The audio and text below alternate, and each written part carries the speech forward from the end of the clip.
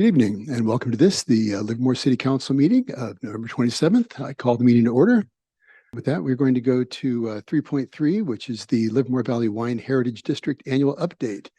It was presented by Brandy Lombardi, the Executive Director of the Livermore Valley Wine Growers Association. So we'll start with our first order of business when we were approved by the City Council to start the Wine Heritage District was to set up 5 anchor committees that would govern this entire process so that we knew that nothing fell through the cracks and that we were accountable in all areas of our business. Each of these committees are chaired by a board member and a non-board member so that we have members of our community also on the committee and they are open to the public, any of our meetings, along with our Brown Act compliance to have our agendas and minutes and everything available to the public, which are posted outside of our office all the time. We also started and initiated the Agritourism Leadership Group, which is a partnership that Carl and I lead with the City of Livermore, Alameda County,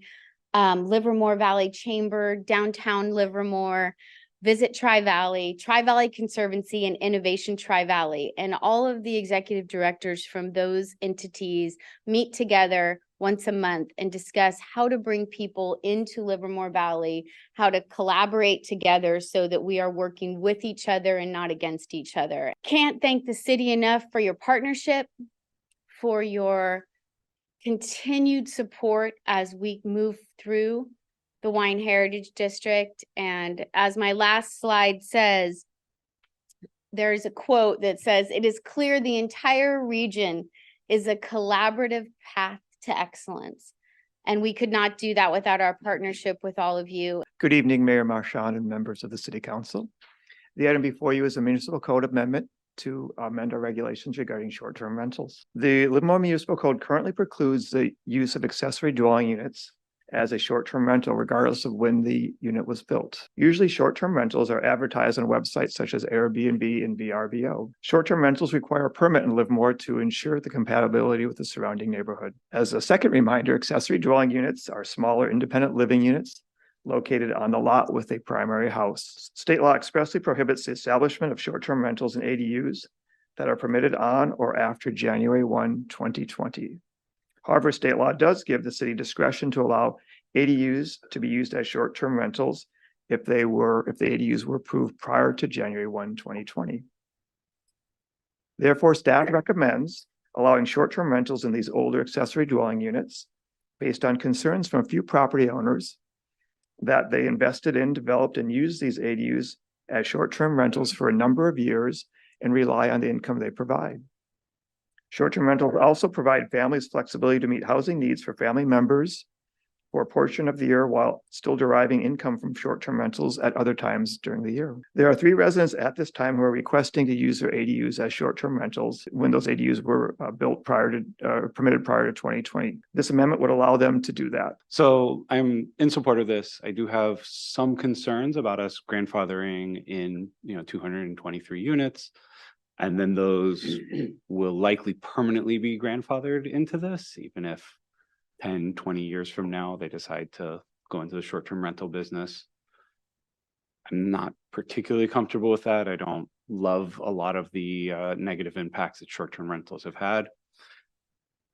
I will say 223 units is not the end of the world if even all of them decided to go for it.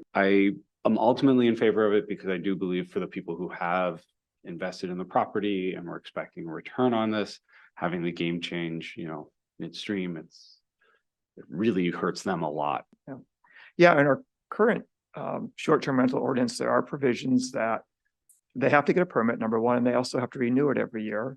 And during the renewal process, we will work with our neighborhood preservation staff to see if there's a record or a pattern of complaints or bad behavior, and that we do have the right to revoke their license and not renew it. We have tools at our discretion to maintain neighborhood quality and character and neighborhood preservation overall. In addition, to have a short-term rental, they need to pay into hotel occupancy tax. Is that correct? Yes, they do have to pay an 8% TOT tax as well. So although there's currently only 3 looking at doing this, 8% of that does come back as an asset to our community. Because we have already put a strong ordinance and protections in place, I'm not actually worried about the potential problems. I think we have planned ahead for those negative consequences. So I think this is makes perfect sense. And I hope that we can get these individuals who did make that big capital investment, go ahead and get them their money back, because they've been waiting a while to be able to get that return on their literal investment. Good evening, Mayor Marchand and members of the council. The item before you is policy 23003. The Altamont Landfill Open Space Committee is recommending a grant in the amount of just over $145,000 for the California Rangeland Trust to purchase a 120-acre conservation easement over a portion of the DC Ranch in eastern Alameda County. For context, here is a map of Alameda County on the left. Livermore is inside the oval, and the project site is highlighted in red on the right side of the county map. On the right side of the slide, you can see the 120-acre conservation easement outlined in green. The 160-acre property is located 10 miles west of Tracy and 11 miles east of Livermore. The property is primarily used for grazing and includes populations of rare, large-flowered fiddleneck and habitat for California tiger salamander. It meets the Altamaont landfill settlement agreement criteria for open space acquisitions that include significant biological diversity, visual characteristics, and non-motorized recreation. It's also consistent with the committee's additional criteria that include strategic value for land protection, funding partners, and a willing seller. On September 15th, 2023, the committee voted to fund the grant request by the California Rangeland Trust for the acquisition of the conservation easement. This funding will contribute toward the total cost of the conservation easement. The voting members were the City of Livermore, with the city representative being Councilmember Carling, the Sierra Club, and Alameda County. The City Council's role is to concur with the committee's recommendation that the funding is consistent with the settlement agreement and the committee's priorities. The conservation easement would be held and administered by the California Rangeland Trust, and the city will have no further role in the project after this evening's vote. Staff recommends the City Council adopt a resolution finding the project is exempt under CEQA and accept the Altamaont Landfill Open Space Committee's recommendation to contribute toward the California Rangeland Trust grant request. Staff is here to answer any questions you may have. Job well done, Councilmember Carling, for making a great recommendation. Motion made by Councilmember Carling, seconded by Vice Mayor Kick. All in favor, signify by saying aye. Aye. Any opposed? That passes unanimously. So with that, I'm going to go back to item 4.0 and this open for the open forum. Do we have any speakers for the open forum? Yes, Mayor, we do. I'm Nancy Kramer. I live in Livermore on Diamond Drive. I love the bike paths that Livermore has. They're wonderful bike paths and walking paths. My husband and I and our dog walk on them every day.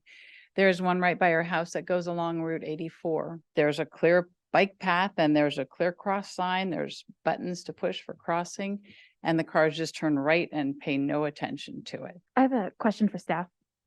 Because we did public comment and then we did 8 before we did public comment, can I do a matters after public comment based on a comment? Or can I ask staff right now to make sure that we follow up with the public commenter about Concannon and 84?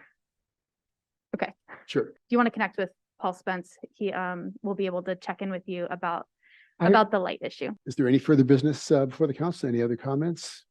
Okay, with that, meeting is adjourned. Thank you very much. See you on the 11th.